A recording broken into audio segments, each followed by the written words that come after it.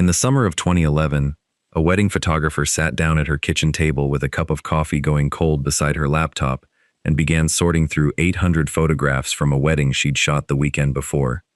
But she was looking for the perfect shots to send the bride. Instead, she found a stranger standing in a field a quarter-mile from the reception tent, a woman with a distinctive scar along her collarbone, wearing a faded blue dress, staring directly at the camera as if she'd known, somehow, that someone was finally looking. That photographer had no idea she was looking at a girl who vanished 12 years earlier, a girl whose face had been printed on missing posters taped to gas station windows across 3 states, a girl named Claire Bennett, who walked out of a video store in Millbrook, Ohio, on an October night in 1999 and was never seen again. Until one photograph, taken by accident, changed everything. This is the story of a family who never stopped looking, a stranger who noticed something almost nobody else would have caught, and a reunion that was never going to be simple. Sometimes the truth doesn't arrive the way you hope it will. Sometimes it arrives sideways, in the background of somebody else's happiest day. Millbrook, Ohio sat about 40 minutes southeast of Columbus, the kind of town where the population sign read 4,200, and nobody had bothered to update it in a decade.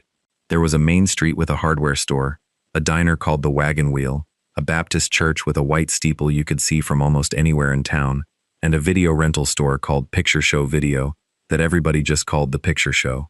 Millbrook had cornfields on every side of it, a single stoplight, and a way of making you feel like everyone already knew your business before you'd finished living it. Claire Bennett was 19 years old in October of 1999. She'd graduated from Millbrook High the year before, third in her class, with a scholarship offer to Ohio State that she'd deferred for a year because her mother had been sick that spring and someone needed to be around the house. Her mother had recovered. Claire had stayed anyway, telling herself she'd start college the following fall, telling herself one more year at home wouldn't matter in the long run. She had light brown hair she usually wore in a braid down her back, gray eyes, a small scar along her left collarbone from a bicycle accident when she was 11 that had needed 6 stitches. She was 5 feet 5 inches tall, slender, with a laugh that carried across a room. She worked the evening shift at Picture Show Video 3 nights a week, restocking VHS tapes, ringing up customers, recommending movies to the regulars who trusted her opinion more than any review in the newspaper. She was saving the money for her dorm room, for textbooks, for the life she kept telling herself was only a year away. Her parents were Robert and Diane Bennett. Robert was 46, worked as a foreman at a manufacturing plant 20 minutes outside town, had hands permanently calloused from 20 years on the floor before he'd been promoted to management. He was a quiet man, the kind who showed love through fixing things, through checking the oil in Claire's car without being asked, through leaving the porch light burning every single night, whether anyone was expected home or not. Diane was 44, worked part-time at the elementary school library, had a laugh just like her daughters, had raised Claire and her younger brother Danny in the same small brick house on Larch Street where she and Robert had started their marriage 2 decades earlier. Danny was 14 that fall, still young enough to think his older sister was the coolest person he knew, still young enough to sneak into her room and steal her cassette tapes when she wasn't looking. The Bennetts were not a wealthy family. They were not a famous family.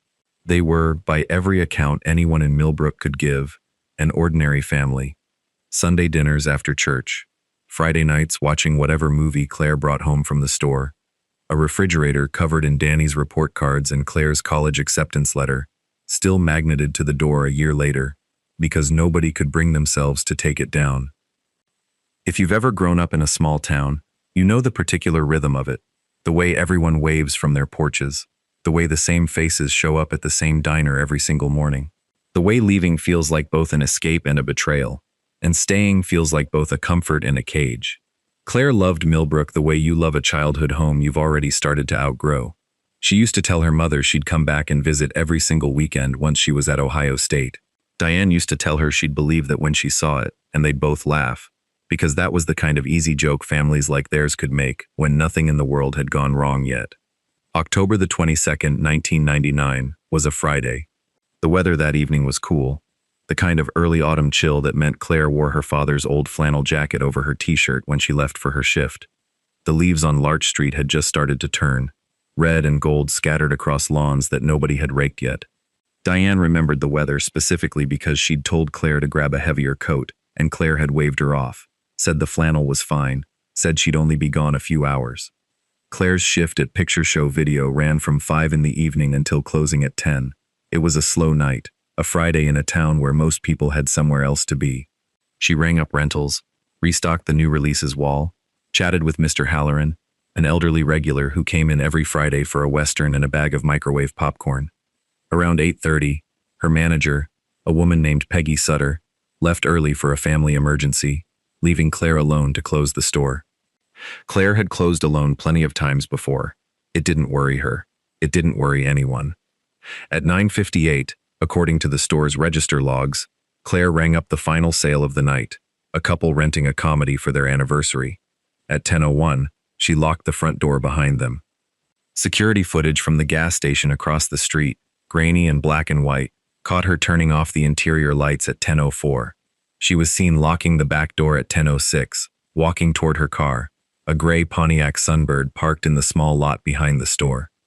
And then, for 11 minutes, nothing.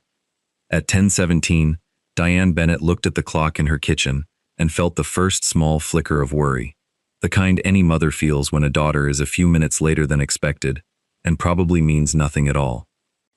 At 10:30, Robert told her Claire had probably stopped to talk to a friend, that she did that sometimes, that there was no reason to panic. At 10:45, Diane called the video store. No answer. At 11, she called 3 of Claire's friends. None of them had seen her that night. At 11:15, Robert got in his truck and drove the route from Larch Street to Picture Show Video, the same 3/4-mile stretch Claire drove every single shift, looking for her car on the side of the road, looking for any sign at all. He found her car still parked behind the store, exactly where she'd left it. The doors were locked.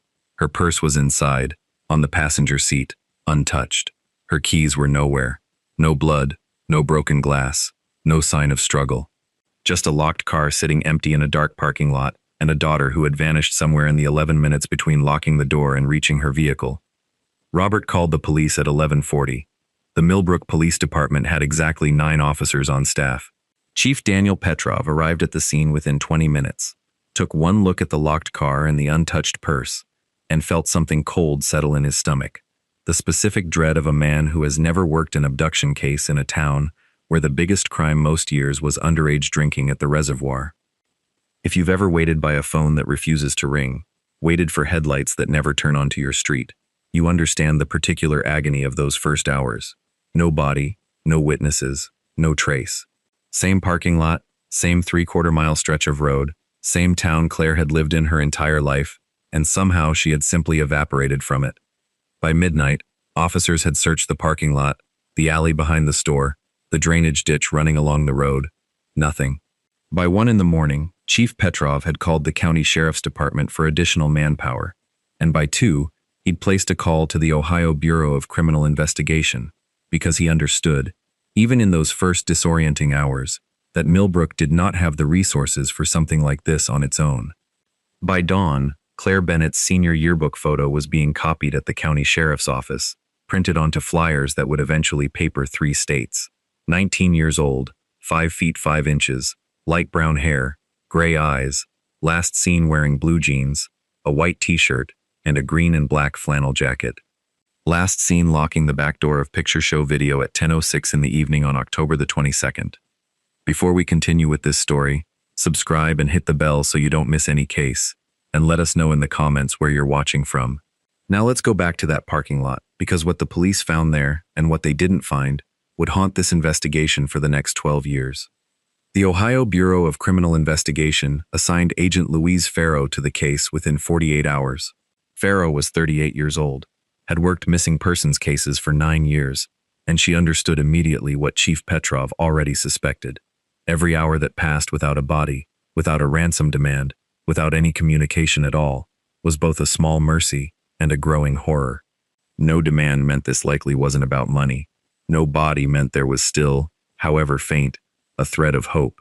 But no witnesses, no evidence, no trace, meant whoever had taken Claire Bennett had either gotten remarkably lucky or had planned this with a patience that terrified everyone working the case.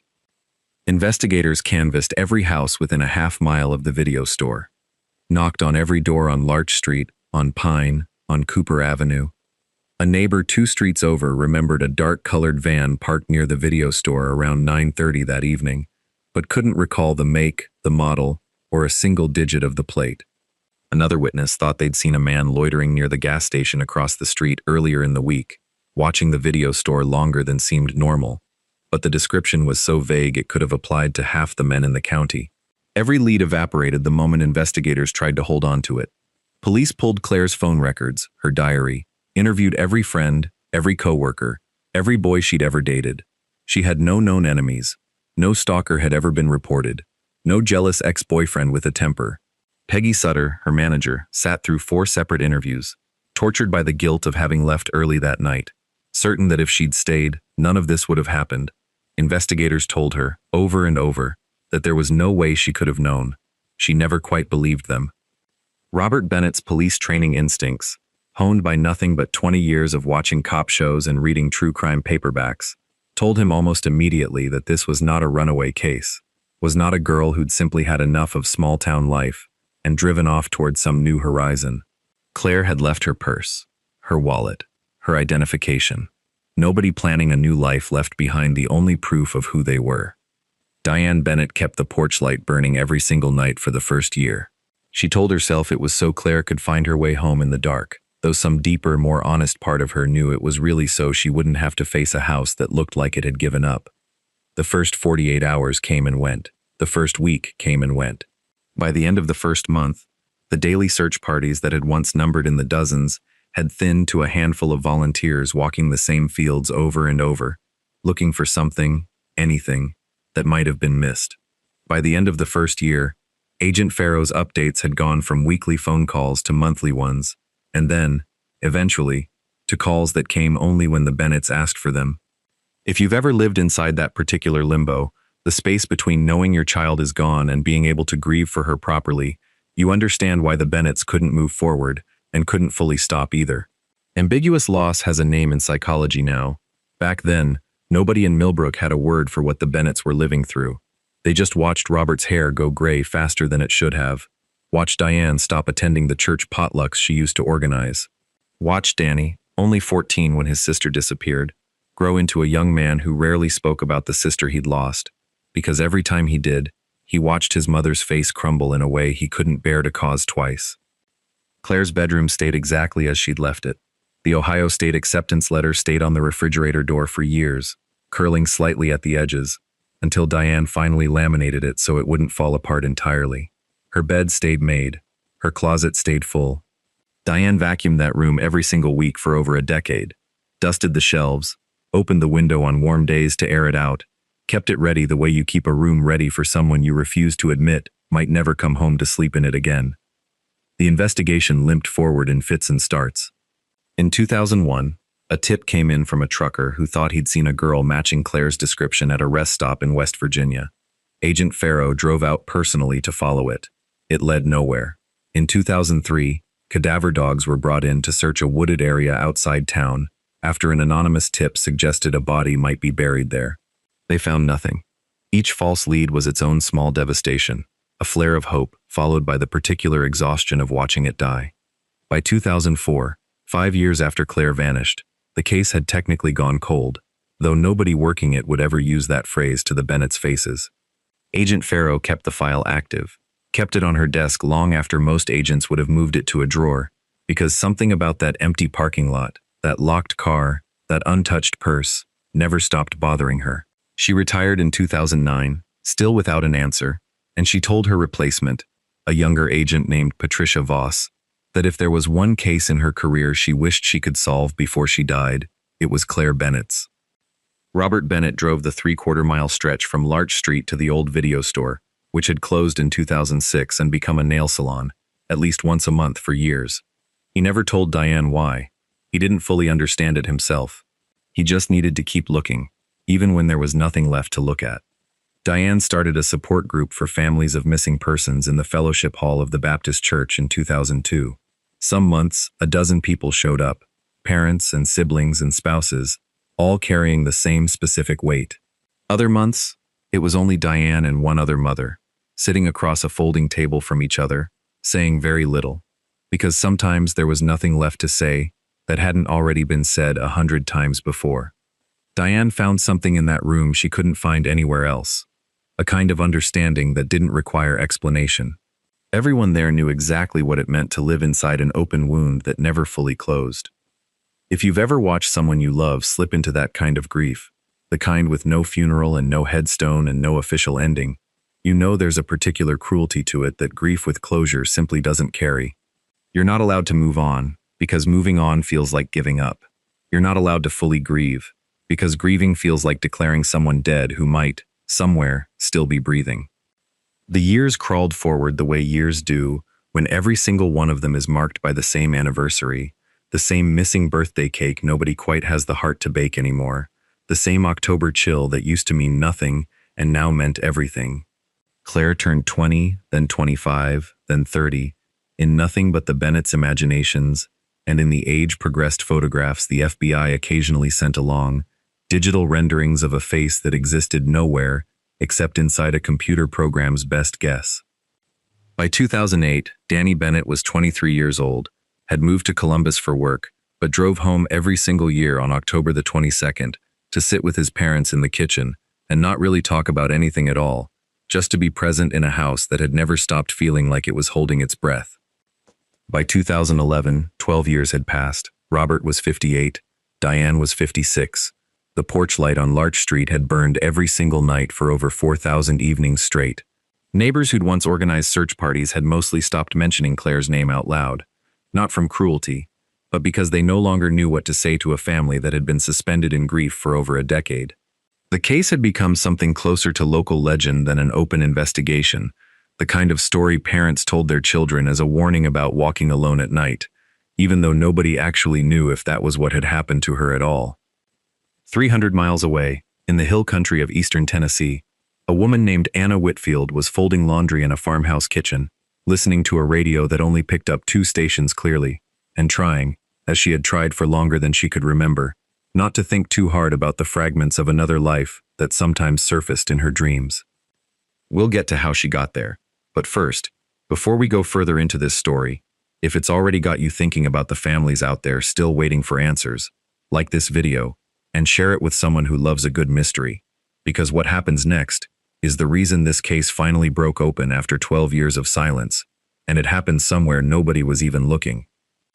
Rebecca Torres was 34 years old in the summer of 2011, a wedding photographer based out of Knoxville who'd built a modest but steady business shooting weddings across eastern Tennessee, the kind of rustic barn and vineyard weddings that had become popular with couples wanting something more intimate than a hotel ballroom.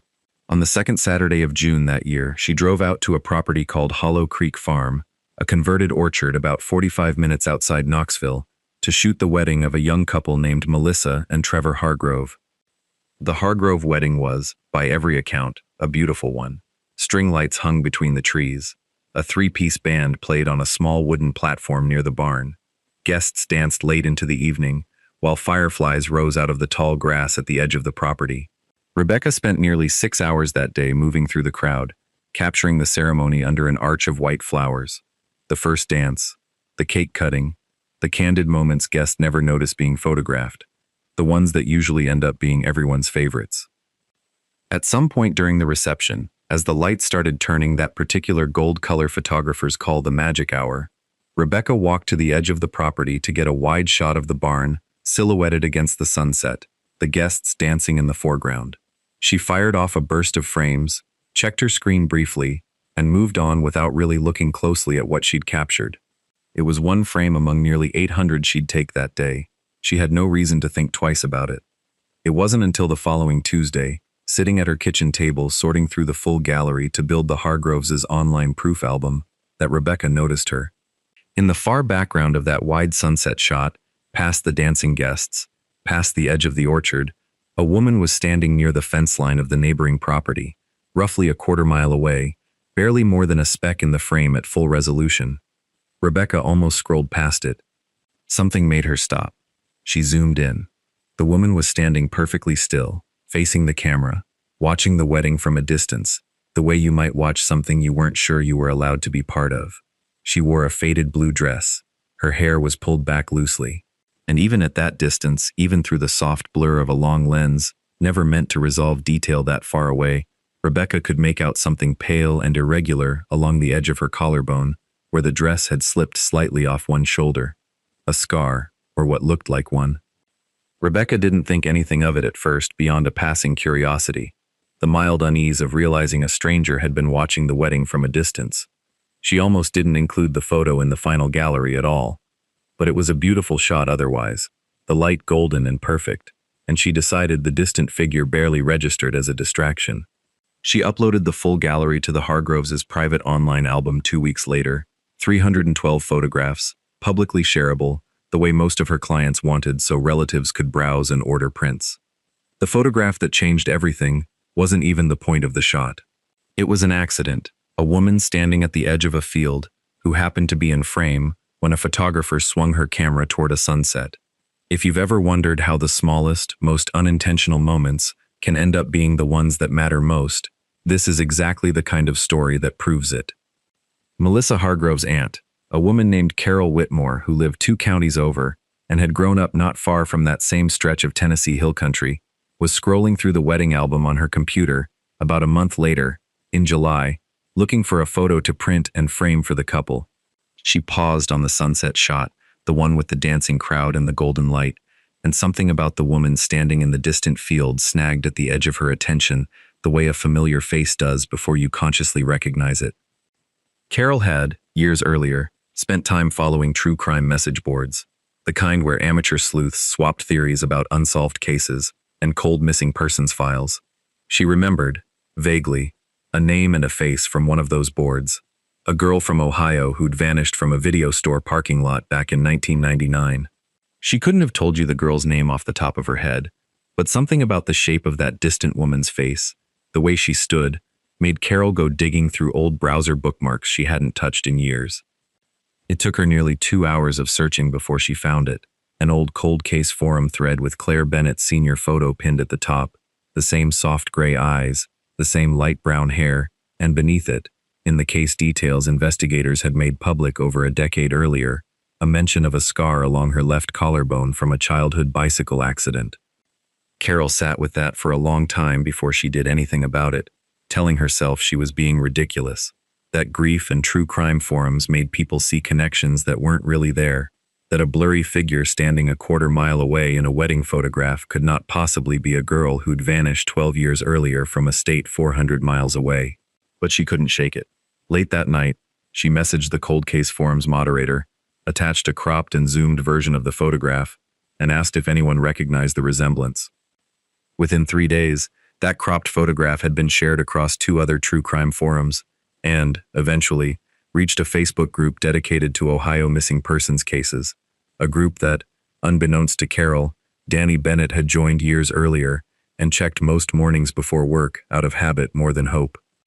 Danny saw the photograph on a Thursday morning in late July, sitting at his kitchen table in Columbus with a cup of coffee he never finished. He stared at it for what he later said felt like an hour, but was probably closer to 2 minutes.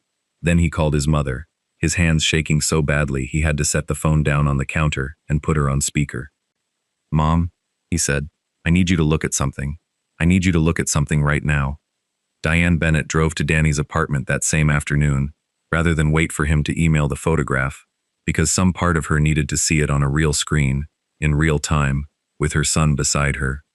When she saw the zoomed image, the woman in the faded blue dress standing at the edge of a Tennessee field, she made a sound Danny had never heard his mother make before, something between a gasp and a sob that seemed to come from somewhere far beneath ordinary grief. "It's her stance," Diane whispered. "It's the way she stands with her weight on one hip." Danny, that's the way Claire always stood. Robert was more cautious. He'd watched Diane chase shadows before, watched hope shatter her more times than he could count, over 12 years of grasping at leads that led nowhere. He told himself this was probably nothing, another blurry photograph, another cruel coincidence dressed up as a miracle. But when he sat down and looked at the image himself, zoomed as far as the resolution would allow, and saw that pale, irregular mark along the woman's collarbone in almost exactly the place Claire's scar had always been, he felt something in his chest that he hadn't let himself feel in years. "We need to call Agent Voss," he said finally, "tonight." Patricia Voss, the agent who had inherited Claire's case file after Louise Farrow's retirement, was skeptical when the Bennetts first called, and she told them so honestly. A single blurry photograph, a distant figure with a mark on her collarbone that could be a shadow, a strap, any number of things, was not evidence in any legal sense. She'd seen families chase far less over the years and watched the chase destroy them. But something about the specificity of the scar's location, and something about the 12 years she'd spent hearing about this particular case from her predecessor, made her request the original high-resolution file from Rebecca Torres, rather than dismiss it outright. Rebecca, when the FBI contacted her, was stunned. She hadn't thought about that distant figure once since uploading the gallery. She pulled the original raw file from her hard drive, a file with far more resolution and detail than the compressed version that had circulated online, and sent it to the Bureau's imaging lab in Knoxville. What the lab technicians pulled from that single frame, enhanced and cleaned as much as the technology of 2011 allowed, was enough to convince Agent Voss this was worth a trip to Tennessee. The scar was consistent in shape and location with the one described in Claire's original file. The woman's approximate height and build matched. And when investigators cross-referenced the property line where the woman had been standing with county tax records, they found it belonged to a farm registered to a man named Jonas Whitfield, 61 years old, who had owned the land for over 15 years and who, according to every public record the Bureau could find, had a wife named Anna Whitfield, with almost no documented history before the year 2000. No birth certificate on file under that name in any state database. No school records. No employment history before an application for a Tennessee driver's license in the spring of 2000, filed under the name Anna Whitfield, 5 months after Claire Bennett disappeared from a parking lot in Ohio. Agent Voss called Robert and Diane on a Tuesday evening in August and told them, as carefully and cautiously as she knew how, that the Bureau believed there was enough here to investigate further, that surveillance would begin on the Whitfield property within days, and that under no circumstances could the family attempt to make contact themselves. Diane hung up the phone and cried for the first time in years in a way that wasn't purely grief. The strange, disorienting sensation of hope after over a decade of learning not to feel it. In the next part of this story, we're going to find out exactly what investigators discovered on that farm, and why, when they finally found her, Claire Bennett didn't want to leave. If you want to know what happens next, like this video, and share it with someone who needs to believe some mysteries really do get solved. Because this one only got solved because a photographer happened to point her camera at the right sunset at the right moment. Surveillance on the Whitfield property began quietly in late August of 2011, conducted from a wooded ridge overlooking the farm that gave investigators a clear line of sight without alerting anyone below. What they observed over the following 2 weeks painted a picture that was, in its own way, more disturbing than a simple kidnapping, because on the surface, nothing about the Whitfield farm looked like captivity at all. The woman investigators believed to be Claire Bennett moved freely around the property. She tended a vegetable garden. She drove into the nearby town of Belhaven at least twice a week for groceries, unaccompanied, and returned without incident. She attended a small non-denominational church on Sundays alongside Jonas Whitfield, sitting beside him in a pew near the back, singing hymns, greeting neighbors by name. To anyone watching from the outside without the file investigators carried, she looked like nothing more than a farmer's wife living a quiet, isolated country life. But Agent Voss had spent enough years working cases like this to know that captivity didn't always look like chains and locked doors. Sometimes it looked exactly like this, a life so thoroughly rebuilt around a lie that the person living it no longer had the tools to recognize the cage she was standing inside of. Records pulled from Belhaven's small local newspaper archive told investigators that Jonas Whitfield had moved to the area from out of state sometime in early 2000, purchasing the farm with cash and introducing his new wife, Anna, to the community as a young woman he'd married shortly before relocating. Nobody in Belhaven had ever questioned the story. Small towns rarely interrogate a quiet, polite new couple who keep to themselves and pay their bills on time. Deeper digging revealed a more troubling history. Jonas Whitfield had worked, briefly, as a delivery driver for a regional distribution company in the late 1990s, a job that had, for several months in 1999, included a route running through central Ohio. Records showed he'd made deliveries to businesses in and around Millbrook, including, on at least 2 occasions that could be documented, a delivery stop less than a quarter mile from picture show video. Investigators believed, though they would never have full certainty, that Whitfield had noticed Claire during those delivery runs, had watched her, had learned her schedule, and had planned her abduction with a patience that made the 11-minute gap between the store's back door and her car chillingly explicable. A man in a delivery van, in a town used to seeing delivery vans, would have drawn no attention at all. What happened to Claire in the days and weeks immediately following her disappearance remains, even now, only partially understood, pieced together later from fragments she was eventually able to share, and from Whitfield's own statements once he was in custody. What is known is that within days of taking her, he had crossed state lines, driven south into Tennessee, and begun the long, methodical process of erasing the girl she had been and replacing her with a woman named Anna, a woman with no family, no hometown, no history, before a manufactured driver's license application in the spring of 2000. He isolated her from any possibility of outside contact. He told her, repeatedly, over months and then years, that her family had stopped looking for her, that they'd moved on, that nobody in Ohio remembered her name anymore. He controlled every piece of information that reached her. He was, by turns, generous and threatening, kind in small ways and terrifying in others, the exact pattern investigators and psychologists recognize now as a textbook method of psychological captivity, the kind that doesn't require locked doors because it locks the mind instead. Forensic psychologists who later worked with Claire explained what investigators were already beginning to suspect. Over 12 years, in the near total absence of any competing version of reality, a person can come to believe almost anything about who they are and how they got there. It is not weakness. It is not a failure of character. It is the mind's own desperate, protective response to years of isolation and control, a survival mechanism that keeps a person functional inside a life they never chose. On September the 9th, 2011, with a warrant secured and a tactical team in place, agents approached the Whitfield farmhouse in the early morning hours, while Jonas Whitfield was in the barn tending to livestock. He was taken into custody without incident, offering no resistance, and reportedly said very little beyond insisting, again and again, that Anna was his wife and that they had no right to be there. Inside the farmhouse, agents found the woman they believed to be Claire Bennett standing in the kitchen, still in her nightgown, confused and frightened by the sudden presence of armed strangers in a home that had been her entire world for 12 years. When Agent Voss knelt down, spoke gently, and told her that her name might be Claire Bennett, that she might have a mother and father and younger brother in Ohio who had never once stopped looking for her, the woman's first reaction was not relief. It was terror. "My name is Anna," she said. "I don't know who Claire is. Please don't do this. Please don't take me away from my home.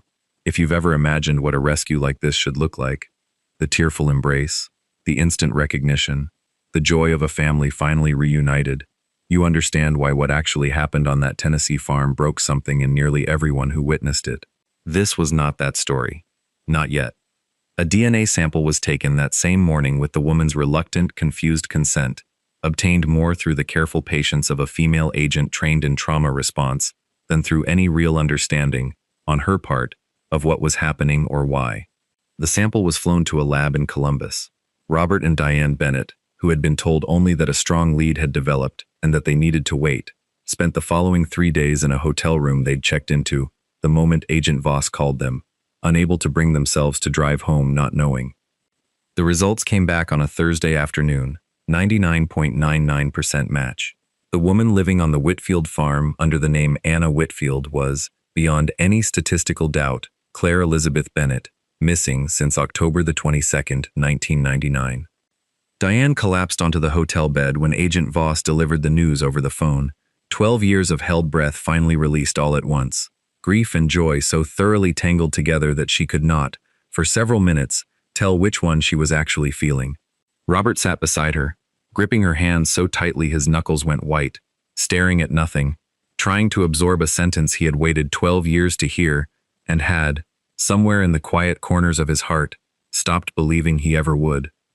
"She's alive."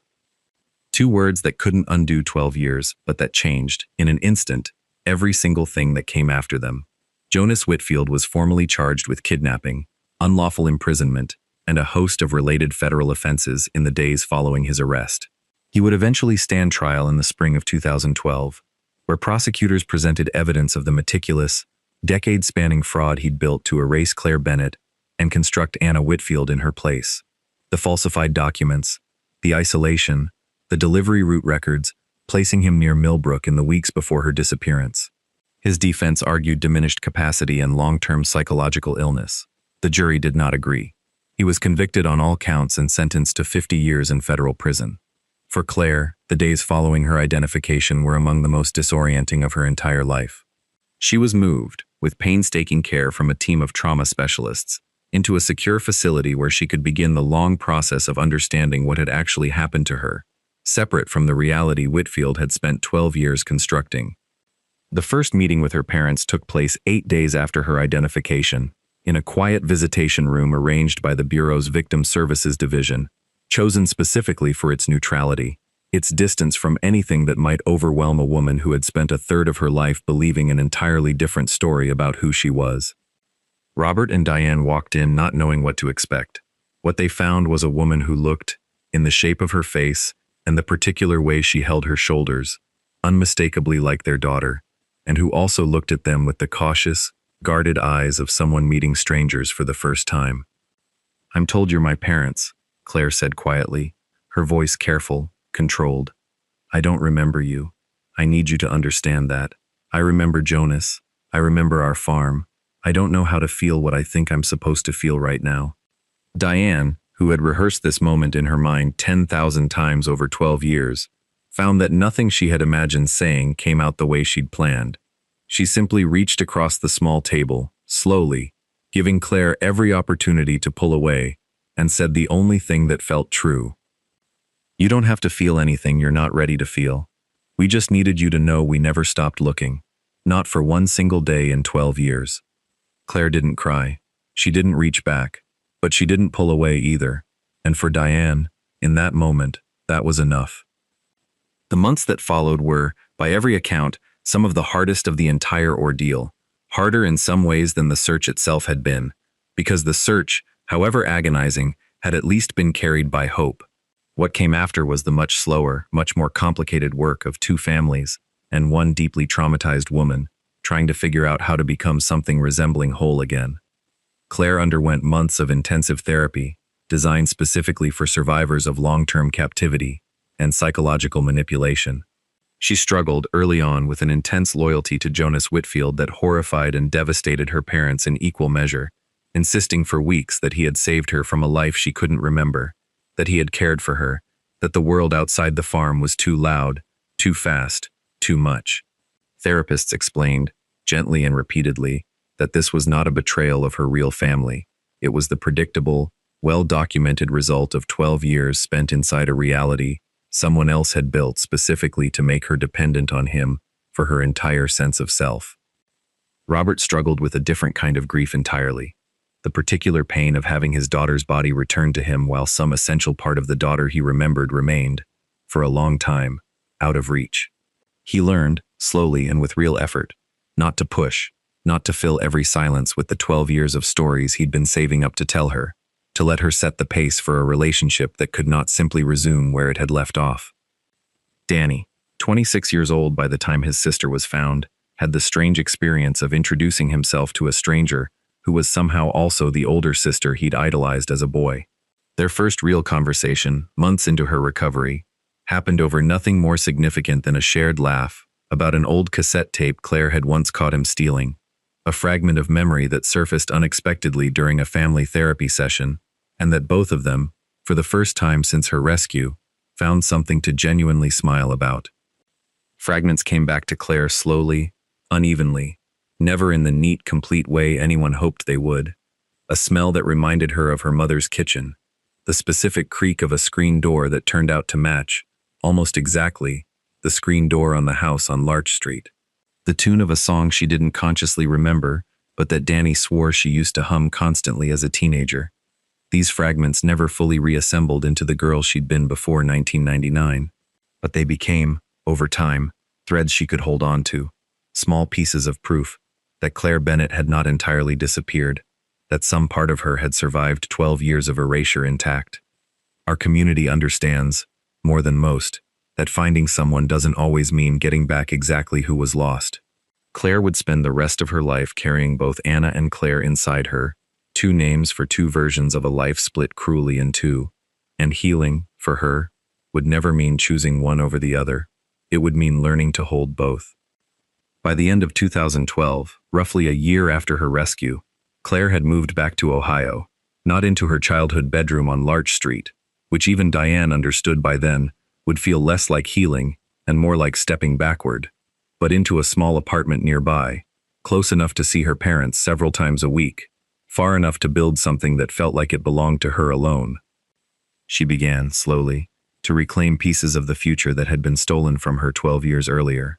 In the fall of 2013, she enrolled part-time at a community college, not to finish the degree she'd once deferred, but to study social work, drawn, in a way she couldn't fully articulate even to her own therapist, toward helping other families trapped in the specific limbo she and her parents had lived inside for over a decade. Her relationship with her parents rebuilt itself in small, imperfect increments rather than one dramatic reunion. Sunday dinners resumed, tentative and quiet at first, gradually filling with the easy laughter that had once defined the Bennett household. Diane learned not to flinch when Claire occasionally used the name Anna without thinking, a habit therapists said might never fully disappear.